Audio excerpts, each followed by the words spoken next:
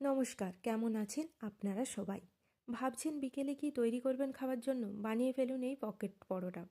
সেই জন্য নিন ক্যাপসিকাম কুচি, গাজর কুচি এবং পেঁয়াজ কুচি। সেটাকে একটু ভালো করে নাড়াচাড়া করে দিয়ে দিন সেদ্ধ করে রাখা আলু। তারপরে দিয়ে দিন সস হিসেবে সয়া সস এবং কেচাপ, দিয়ে সেটাকেও ভালো করে মাখিয়ে নিন। তারপরেতে ময়দা মেখে নিন, নর্মাল ময়দা। তারপরে বেলে নিয়ে সেটাকে হালকা আঁচে সেঁকে নিন। খুব বেশি করে কড়া করে ভাজবেন না, কারণ পুর ঢুকাতে পরে অসুবিধা হবে।